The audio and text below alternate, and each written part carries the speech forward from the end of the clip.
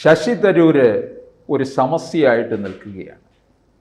കോൺഗ്രസ്സുകാർക്ക് ഒന്നും പറയാൻ കഴിയുന്നില്ല, കോൺഗ്രസ്സിന് പിടികൊടുക്കുന്നില്ല. എന്നാൽ ഓരോ ദിവസം കഴിയുന്തോറും കോൺഗ്രസ്സിനെ വേട്ടയാടിക്കൊണ്ടിരിക്കുകയാണ് ശശി തരൂർ. തരൂരിനെ കുറിച്ച് ഒരക്ഷരം പോലും മിണ്ടണ്ട എന്നാണ് കോൺഗ്രസ്സിലെ നേതാക്കന്മാർക്ക് ഉന്നതങ്ങളിൽ നിന്ന് കൊടുത്തിരിക്കുന്ന നിർദ്ദേശം. എവിടെ വരെ പോകും? ശശി തരൂർ കോൺഗ്രസ്സിനെ പ്രകോപിപ്പിച്ചുകൊണ്ടിരിക്കുകയാണ്. ഈ പ്രകോപിപ്പിക്കുന്ന എന്തിന്? എങ്ങനെയെങ്കിലും ഒന്ന് പുറത്താക്കൂ, അതിനു വേണ്ടിയാണ്. പക്ഷെ പുറത്താക്കുന്നുമില്ല, തരൂരൊട്ട് രാജിവെക്കുന്നുമില്ല. എന്തായാലും ഈ 4 വട്ടം തിരുവനന്തപുരത്തിൻ്റെ MP ആയത് കോൺഗ്രസിൻ്റെ ഒരു മേൽവിലാസത്തിലാണ്. തരൂര് തിരുവനന്തപുരത്ത് തിരിഞ്ഞു നോക്കുന്നില്ല എന്നുള്ളത് വേറൊരു കാര്യം. പക്ഷെ കോൺഗ്രസ്സുകാരുടെ പ്രവർത്തനവും പ്രയത്നവും ഒക്കെയാണ് അതിന് പിന്നിലുള്ളത്. ആ കോൺഗ്രസ്സുകാരെ തന്നെയാണ് ഇപ്പോൾ തരൂര് വേട്ടയാടിക്കൊണ്ടിരിക്കുന്നത്.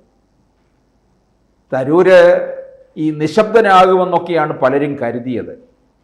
പക്ഷെ നിശബ്ദനാകുന്നില്ല എന്നുള്ളതാണ്.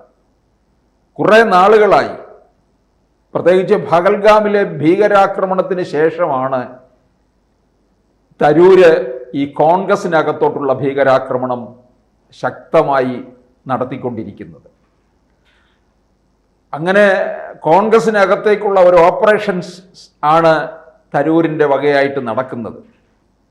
തരൂരിനറിയാം കോൺഗ്രസിനെ എന്തായാലും ശുദ്ധീകരിച്ചു കൊണ്ടുവരാൻ പറ്റില്ല എന്ന്. കാരണം അത് നെഹ്റു കുടുംബത്തിനകത്ത് കിടക്കുന്നതാണ്. അത് വിട്ടൊന്നും പുറത്തേക്ക് കൊണ്ടുവരാൻ കഴിയില്ല. കൂടെ നിൽക്കുന്ന നേതാക്കന്മാരെല്ലാം തന്നെ അത്തരത്തിലുള്ള സിൽബന്ദികളുമാണ്. അവർക്കും പുറമേക്ക് വരാൻ കഴിയില്ല. അതുകൊണ്ട് തരൂരിൻ്റേതായ കാര്യങ്ങൾ പറയുന്നു. തരൂരിടയ്ക്ക് ഇംഗ്ലീഷ് മാസികകളിലും പത്രങ്ങളിലുമൊക്കെ ലേഖനം എഴുതുന്നു. അത് വേണ്ട തരത്തിൽ മനസ്സിലാക്കിയിട്ട് കോൺഗ്രസ്സുകാർക്ക് അതിന് വിശദീകരണമോ മറുപടിയോ കൊടുക്കാൻ കഴിയുന്നില്ല. അങ്ങനെ വന്നപ്പോഴാണ് തരൂര് ഇടയ്ക്ക് പറഞ്ഞത്, കേരളത്തിലുള്ള നേതാക്കന്മാരോട് പറയുകയുണ്ടായി, ഇംഗ്ലീഷ് അറിയാവുന്നവരെ കൊണ്ടത് വായിപ്പിച്ച് നോക്കുക, എന്നിട്ടത് കാര്യം മനസ്സിലാക്കുക എന്ന് പറഞ്ഞത്. മറ്റൊരിക്കൽ അദ്ദേഹം രാഹുൽ ഗാന്ധിയോടായിട്ട് പറഞ്ഞു, അദ്ദേഹത്തിന് രാഷ്ട്രീയമോ ചരിത്രമോ അറിയില്ല. അതൊക്കെ ശരിയായ കാര്യമാണ്. തരൂര് പറയുന്നതൊക്കെ കൃത്യമായ കാര്യം തന്നെയാണ്. തരൂരിനെ സംബന്ധിച്ചിടത്തോളം ഭാഷയ്ക്ക് അദ്ദേഹത്തിന് ക്ഷാമമില്ലല്ലോ. ബ്രഹ്മാവിന് ആയുസ്സിന് പഞ്ഞമില്ല എന്ന് പറയുന്നത് പോലെ ഈ തരൂരിന് നാവിൽ നിന്ന് അനർഗളമായിട്ട് ഇങ്ങനെ ഒഴുകുകയാണ് ഭാഷ. അതുകൊണ്ട് തന്നെയാണ് വിദേശ സർവകലാശാലകളിലൊക്കെ അദ്ദേഹത്തിന് വലിയ അംഗീകാരം. തിരുവനന്തപുരവും അല്ലെങ്കിൽ കേരളവും ഇന്ത്യയും ഒന്നും അല്ല തരൂരിൻ്റെ ലോകം. ഇന്ത്യ വിട്ടുള്ള മറ്റ് രാജ്യങ്ങളിലാണ് തരൂരിൻ്റെ ലോകം. തരൂര് പറയുകയുണ്ടായല്ലോ ഒരിക്കൽ, ആകാശം എനിക്ക് മാത്രമുള്ളതല്ല, എല്ലാവർക്കും ഉണ്ട്, പറക്കാൻ ചിറകും നൽകിയിട്ടുണ്ട്, പറക്കേണ്ടവർ പറക്കുക, അങ്ങനെ ചതഞ്ഞുകൂടി ഇരിക്കേണ്ടവർ ആ തരത്തിലിരിക്കട്ടെ, ഞാൻ ചിറകുകൾ ഉപയോഗിച്ചുകൊണ്ട് തന്നെ ഈ വിഹായസിലൂടെ ഇങ്ങനെ പോവുകയാണ്.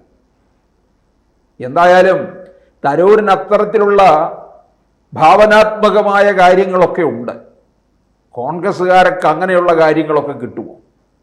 അവരെ സംബന്ധിച്ചിടത്തോളം അധികാരത്തിൽ വരിക, മറ്റുള്ളവർക്ക് പാരവയ്ക്കുക, ഇതൊക്കെയാണ് കോൺഗ്രസ്സുകാരുടെ ലക്ഷ്യവും ഉന്നവും എന്ന് പറയുന്നത്. തരൂരിനെ സംബന്ധിച്ചിടത്തോളം അതിനൊന്നും കിട്ടുന്നില്ല എന്നുള്ളതാണ്. നമ്മളെ പല വീഡിയോകളിലും പറഞ്ഞിട്ടുണ്ട്, തരൂരിൻ്റെ പ്രൊഫൈൽ എന്ന് പറയുന്നത് മറ്റൊന്നാണ്. ആ പ്രൊഫൈലിലേക്ക് ഒരിക്കലും ഒരു കോൺഗ്രസ്സുകാരനും എത്തിച്ചേരാൻ കഴിയത്തില്ല. അപ്പോൾ തീർച്ചയായിട്ടും തരൂർ ഈ പറയുന്നതിൽ 2019 മുതൽ തരൂരിനെ ഒരുപാട് പേർ സംശയിക്കുന്നു. തരൂർ BJPയിലേക്ക് പോകുമോ? 14 അത്രയും പ്രശ്നം വന്നില്ല. 14 നരേന്ദ്രമോദി അധികാരത്തിൽ വന്നു. 19 കോൺഗ്രസ് തിരികെ വരുമെന്നൊക്കെ കണക്ക് കൂട്ടി, രക്ഷയില്ല. വലിയ രീതിയിൽ തന്നെ നരേന്ദ്രമോദി വീണ്ടും അധികാരത്തിൽ വരുന്നു. 24-ലും വരുന്നു. തരൂരിനറിയാം ഇനി കുറഞ്ഞതൊരു 1/4 നൂറ്റാണ്ട് ഇനിയും കോൺഗ്രസ്സിന് ഇവിടെ വളർച്ചയൊന്നും ഉണ്ടാകാൻ പോകുന്നില്ല. അതിനിടയ്ക്ക് തന്നെ കോൺഗ്രസ് എന്ന് പറയുന്ന പ്രസ്ഥാനം ഇല്ലാതാകും. എന്തിനും ഒരു അവസാനമുണ്ടല്ലോ. കോൺഗ്രസ് പാർട്ടിക്കും ഒരു അന്ത്യമുണ്ട്, ഓരോന്നിനും ഓരോ ലൈഫുണ്ട്. അപ്പോൾ അതിനകത്ത് ചെയ്തു തീർക്കാനുള്ള കാര്യങ്ങളൊക്കെ ചെയ്തു തീർക്കുക. തരൂരും അതാണ് കണക്ക് കൂട്ടുന്നത്. അതുകൊണ്ട് തന്നെയാണ് രാജ്യം BJPയുടെ കൈകളിൽ, നരേന്ദ്രമോദിയുടെ കൈകളിൽ ഭദ്രമാണ് എന്ന് മനസ്സിലാക്കിയ തരൂര് മോദി ട്രംപ് കൂടിക്കാഴ്ചയെ പ്രശംസിക്കുകയും ആ നയതന്ത്ര കാര്യങ്ങളെ കുറിച്ച് മറ്റുള്ളവർക്ക് വിശദീകരിച്ചു കൊടുക്കുകയും ചെയ്തു. അത് ആ പ്രശംസ പോലും കോൺഗ്രസിന് അങ്ങോട്ട് അംഗീകരിക്കാൻ കഴിയുന്നില്ലായിരുന്നു. അത് കഴിഞ്ഞപ്പോഴാണ് പിന്നീട് പഹൽഗാം ഭീകരാക്രമണത്തിൻ്റെ കാര്യത്തിൽ രാജ്യത്ത് വലിയ ചർച്ച നടക്കുന്നത്. അതിന് സർക്കാർ വേണ്ട തരത്തിൽ പ്രതിരോധിച്ചുകൊണ്ട് ഓപ്പറേഷൻ സിന്ദൂർ നടത്തി. പാകിസ്ഥാൻ എത്രത്തോളം ഭീകരവാദികളാണെന്നും ഭീകരാക്രമണത്തിൻ്റെ കേന്ദ്രമാണെന്നും ഭീകരരുടെ ഉറവിടമാണെന്നുള്ളതും ലോകത്തിനെ മനസ്സിലാക്കി കൊടുക്കുന്നതിന് വേണ്ടിയിട്ട് പ്രധാനമന്ത്രി വിവിധ സംഘങ്ങളെ നിയോഗിച്ചത്. അതിലെ ഒരു സംഘത്തിൻ്റെ തലവനായിരുന്നല്ലോ ശശി തരൂർ. ശശി തരൂർ തന്നെ ലോകത്ത് എന്ന് ഇത് വിശദീകരിക്കുമ്പോൾ അവിടെയുള്ളവർ വിശ്വസിക്കുകയാണ്. കാരണം ആ അത്തരത്തിൽ കാര്യങ്ങൾ പ്രതിഫലിപ്പിക്കാൻ, നടന്ന കാര്യങ്ങൾ കൃത്യമായി അവതരിപ്പിക്കാൻ വാക്കുകൾ ഉള്ള ഒരാളാണ് തരൂർ. ഇത് നരേന്ദ്രമോദി കൃത്യമായിട്ട്, അല്ലെങ്കിൽ BJP കേന്ദ്ര നേതൃത്വം കൃത്യമായി അളന്നുകുറിച്ച് തന്നെയാണ് മുമ്പോട്ട് കൊണ്ടുപോകുന്നത്. ഇതിലൂടെ ഈ കോൺഗ്രസ് പാർട്ടിയെ വെട്ടിലാക്കുക, തരൂരിനെ കൈവശമെടുക്കുക, ഇതാണ് അവർ ഉന്നം വെച്ചത്. ആ ഉന്നമാണ് ഇപ്പോൾ കൊള്ളേണ്ടടുത്ത് കൊണ്ടിരിക്കുന്നത്. തരൂരിനെ സംബന്ധിച്ചിടത്തോളം തരൂരിന് അദ്ദേഹത്തിൻ്റെതായ കാര്യങ്ങൾ നോക്കണം. നയതന്ത്രത്തിൽ അപാര കഴിവുള്ള തരൂര് വെറും ഒരു സാധാരണ ഒരു പാർട്ടി പ്രവർത്തകനായിട്ട് കഴിയാൻ, അല്ലെങ്കിൽ വെറും ഒരു MP കോൺഗ്രസിൽ നിന്നാൽ ഇനി അത് മാത്രമേ ഉള്ളൂ. തിരുവനന്തപുരം മണ്ഡലത്തിൽ നിന്ന് ഇനിയും അതിന് സാധ്യതയുമില്ല ജയിച്ചു കയറി പോകാനായിട്ട്. അതുകൊണ്ട് തന്നെ തരൂര് ഇത്തവണത്തെ തെരഞ്ഞെടുപ്പ് പ്രചാരണ വേളയിൽ പറയുകയുണ്ടായി, ഇതെൻ്റെ അവസാനത്തെ മത്സരമാണ്. ഇതെല്ലാം കണക്ക് കൂട്ടിക്കൊണ്ട് തന്നെ ആയിരുന്നു തരൂർ മുമ്പോട്ട് പൊയ്ക്കൊണ്ടിരിക്കുന്നത്. ഇപ്പോൾ ഓരോ ചുവട് വയ്ക്കുന്നതും അദ്ദേഹം കേന്ദ്ര സർക്കാരിനെ വാഴ്ത്തിക്കൊണ്ട് തന്നെയാണ്. ഇതിന് പിന്നിൽ നമ്മൾ പലപ്പോഴും പറഞ്ഞിട്ടുണ്ട്, തരൂരിൻ്റെ ലക്ഷ്യം BJP ആണ്.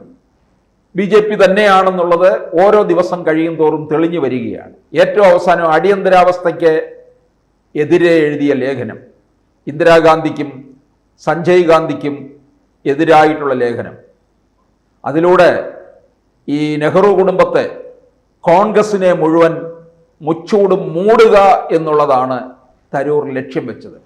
അതാണിപ്പോൾ സഫലമായി കൊണ്ടിരിക്കുന്നത്. അതിലൂടെ ഒരുപക്ഷെ തരൂര് BJPയിൽ നിന്ന് നേടാൻ പോകുന്നത് അദ്ദേഹത്തിന് ഏറ്റവും ഉചിതമായിട്ടുള്ള, അദ്ദേഹത്തിൻ്റെ അഭീഷ്ടത്തിനനുസരിച്ചുള്ള വിദേശകാര്യ വകുപ്പിലേക്ക് പോലും കടന്നെത്തും എന്നുള്ളത് ഉറപ്പാണ്. അപ്പോൾ വിദേശകാര്യം കൈകാര്യം ചെയ്യുന്ന ജയശങ്കറോ എന്ന് ചോദിച്ചാൽ അദ്ദേഹം ഒരുപക്ഷെ പ്രതിരോധ വകുപ്പിലേക്ക് പോകാനും സാധ്യതയുണ്ട്. മന്ത്രിസഭയിൽ ഒരു അഴിച്ചുപണിയിലേക്ക് വരുമ്പോൾ തരൂർ അതിൽ ഇടം പിടിക്കും, ഉന്നത സ്ഥാനങ്ങളിലേക്ക് തന്നെയായിരിക്കും പോകുന്നത്. അതിൻ്റെ ലക്ഷണങ്ങളാണ് നമ്മളിപ്പോൾ കണ്ടിരിക്കുന്നത്.